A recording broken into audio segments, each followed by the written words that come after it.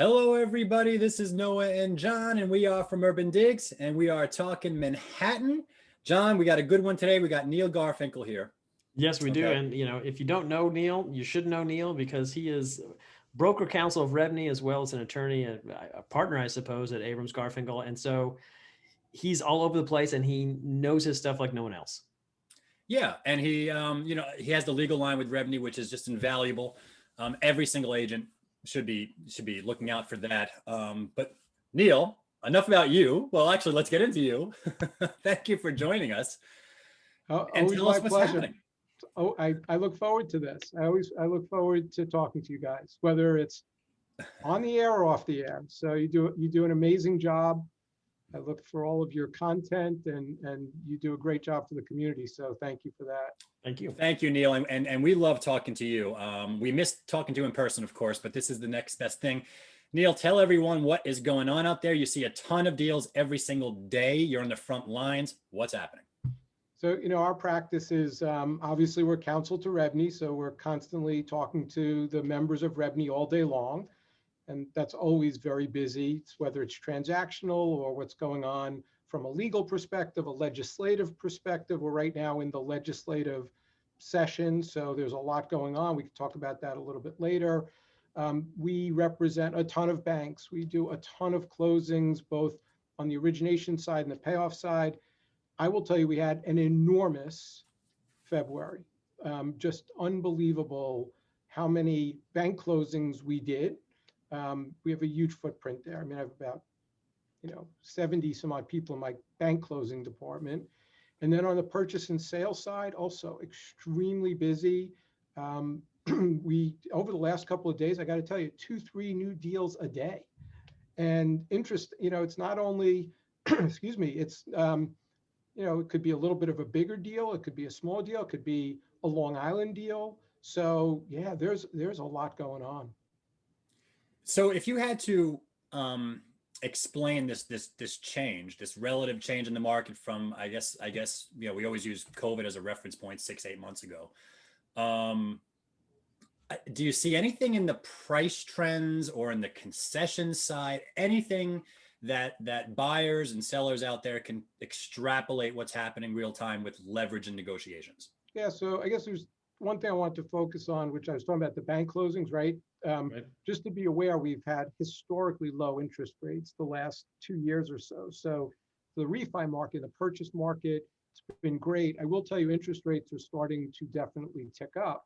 So to the extent that if you are sitting, if you're a purchaser sitting on a fence, you may want to consider, and if it is interest rate driven, definitely talk to a good mortgage person. You definitely want to talk to your mortgage person and get a sense of where that's going. I don't think anyone expected that interest rates would stay where they are, but it's definitely going to go up.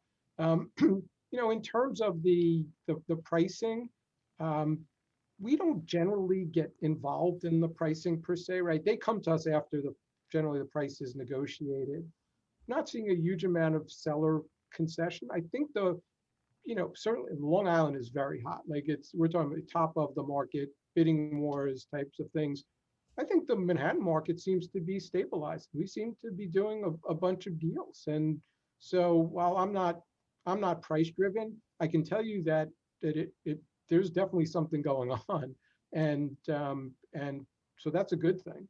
Yeah, that's it. If I could drill into that for a second, I'm just curious if you could compare the sentiment on either the buy side or the sell side from the clients and the deals you're working with to say the sentiment last year pre-COVID or years prior. And I'm just wondering, is there more heat under the feet of buyers right now, or is it sellers that you find are just trying to get the deal done faster? Yeah, so I think it's a great question because what I'm still finding, regardless of the context, when a purchaser comes to us, they feel the need to act quickly. And as a firm, that's what we do. And so there's always a need. If you're representing the seller, you got to get that contract out. If you're representing the buyer, we got to get our due diligence done, because whether there's a deal hanging around or not, there still seems to be this perception, and it's an important perception, that we need to get the deal done. And so as opposed to, well, I'll think about it. No, there's still an urgency to every deal that we do. And I think, and obviously pre-COVID, it was like that, and it had been building up to that. And I feel like we're back to that. I mean, this morning, bunch of emails. Why isn't the contract signed? You know, we're still waiting on the due diligence from the managing agent. And so maybe some of the other parties haven't caught up yet, but we are still feeling that pressure. You know, again, early morning emails to this morning. Where is this deal right now? Yeah, these are the intangibles, right, John? I mean, I remember when we were transacting and representing buyers way back when, and these are the things, you know, when you have a buyer that's missed out on a couple things and the market's starting to get hot again, and you have some people on the side that could disrupt your current deal in place, it gets quite nerve-wracking from a buyer's broker's perspective. And the way you extrapolate some information from what you're saying is that, like, we didn't really have that 6-8 months ago. No. It was the sellers probably saying, guys, what's going on? Sign the deal. Now you're starting to see these things on the buy side saying, let's go, let's get this contract signed. Yeah. Right. And I'm hearing that too from agents.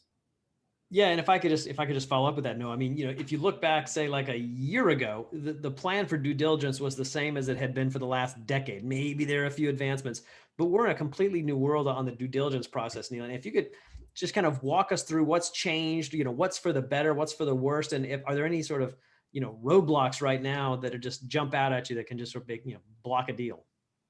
We're still living in a COVID world. Any way you cut that up. And I'm anticipating that's going to be like this for certainly the next 3, 4, 5 months. And hopefully people will get vaccinated and we will start to come out of this and so on. But my point is that people are still not in the office.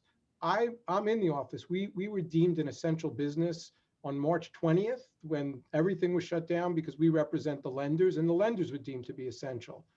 So from my perspective, I'm accustomed, you know, yes, I come in 3 days a week now, but I'm accustomed to having a fully functional office, albeit less people. I lose sight of the fact that there are so many businesses that are working remotely, including managing agents and co-op and condo boards, that there still is there's still a slowness to the process because of that. And I think you know, you have to recognize that. I lose sight of it sometimes, but for managing agents not in their office, they don't necessarily can't get us everything as quickly as they might want to. And we need to understand that. just adding my lender hat, you know, there are still lenders nationwide that are not in the office. They don't go into their office. So for example, when I'm representing a lender in a co-op payoff, they send me the stock and the lease. And then I go and I bring that stock and lease and I pick up a check at the closing. It used to be that turnaround time was, you know, 2 weeks, 3 weeks, 30 days, whatever. You can't take that for granted anymore. It is, the turn times are significantly longer. If you're a seller's attorney, you're a seller's broker, you need to remind your seller's attorneys that they need to order those stocks and leases immediately, because it's not uncommon for it to take 60 days. So there is definitely pressure on the transactional cycle by virtue of, at any point, one of the participants may have restrictions or capabilities that are diminished by COVID still. Interesting. Yeah. Neil, are you seeing any situations where contracts that were signed that are trying to close and the banks are coming in with appraisals too low? I haven't seen that yet. I haven't seen appraisal issues. No, I've seen the other issues, which again, waiting on a bank or to finish something up. But no, I haven't seen appraisal issues yet. So what are the issues? Let's talk a little bit about the current challenges that you're seeing, so brokers are aware of them. Maybe they can navigate around them in advance. So if we're talking from a financing perspective, again, historically the lowest interest rates we've ever seen. The banks are so overwhelmed by the amount of applications and the need to get business done. They can't hire people fast enough. I know that we can't hire people fast enough. If I could find 10 really good, solid people in this industry right now, I would hire them right now. If anyone's looking for a job, let me know, because I would hire.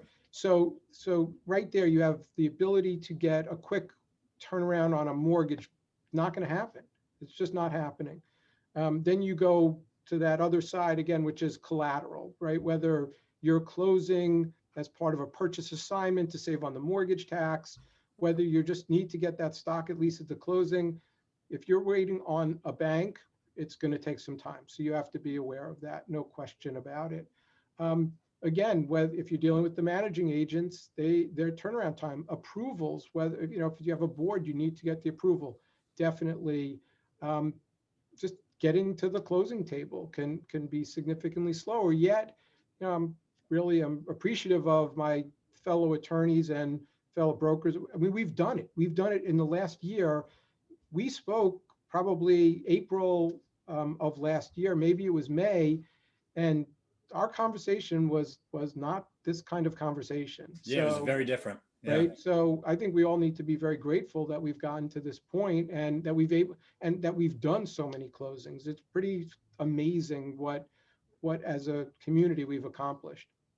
Yeah, I think last year around this time, we were talking with you as well as Katz and Matz, and one of the things they brought up was the legal industry in the city kind of came together and they kind of put together sort of a COVID rider that sort of governed a lot of the fine print on some of these. And I'm curious, is that rider still in place, or is people still using that, or has that been changed significantly since last year? I'm sure that it's being used. It may have been modified over some period of time. I mean, again, April, May, I was participating in Zoom calls with 15 other real estate attorneys. We had never done that before, and we're no longer doing it. So it was amazing the way that there was no playbook. Obviously, none of us had any ability yet. We came together and we were, we worked together. And I will say, look, when you're dealing with a real estate attorney, a good real estate attorney in New York, they know what they can give, they know what they need to get. And it becomes problematic when you have someone who, doesn't practice real estate law. I'm not trying to do a divorce. I'm not doing personal injury. That's not what I do. I'm not sure why other attorneys feel that they can readily just jump in and do a real estate deal. Right. Hey, Neil, fair housing and I guess changes that are coming that brokers should be aware of. I know you are always sounding the horn on this.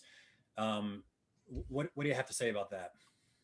So in November 2019, Newsday, the main paper on Long Island, did a investigative report. For 3 years, they had done fair housing testing. And what they discovered over those 3 years was widespread discrimination. And it's been a major topic you can't really open the papers without seeing about this both locally and nationally.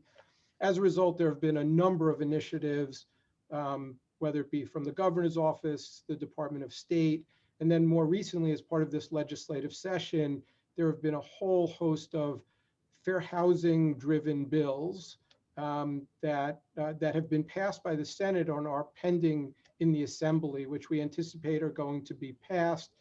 We participated in speaking to the legislators and giving them insight into what we thought was important.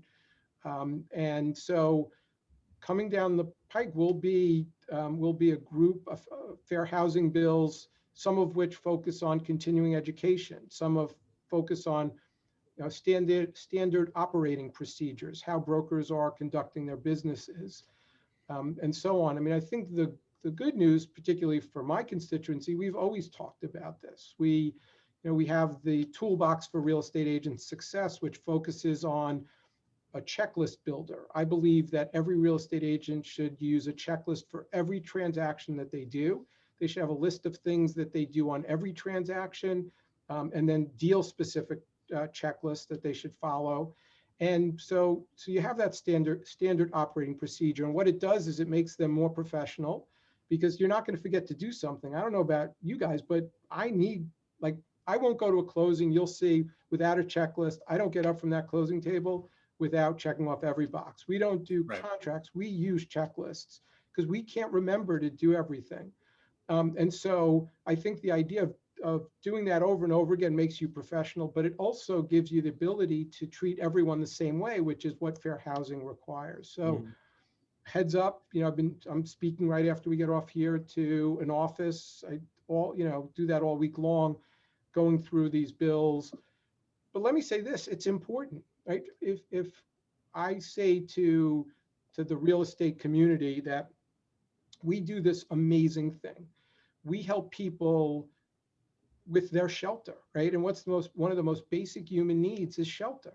And so I think we lose sight. We get caught up in the complexities of the transaction and the emotions, but let's remember, we are helping people find shelter. They have a place to live, they have a home. And so when you talk about fair housing, everyone should have that right. Nothing should diminish everyone's right to equally access that shelter. Absolutely. And Neil, what is that website of your Toolbox that you could just say verbally for those listening? So it's the word Toolbox with the number 4 success. So toolbox4success.com. Okay, great. John, any final questions for Neil?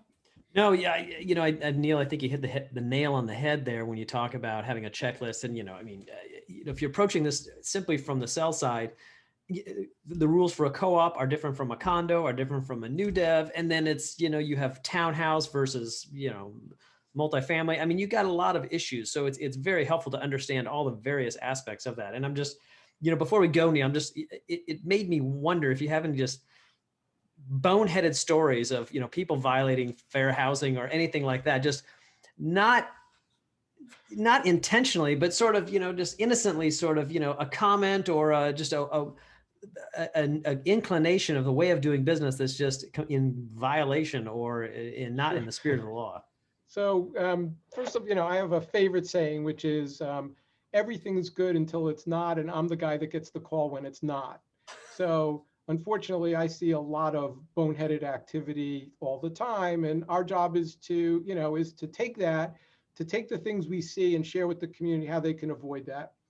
With fair housing, fair housing is very complex, and so generally my concern is that people are going to violate fair housing not because they intend to, but because they're just not aware of the laws, and it happens all the time. So, there's a new receptionist at a real estate office, and they get a phone call, hey, do you take programs? And they don't even know what that is, and they say, I don't think so. And so that's the kind of thing where just a lack of training, a lack of understanding puts them in a position where they violate fair housing laws. So, I always say, I have a lot of favorite sayings, but one of my golden rules is never answer a question if you don't know the answer to the question.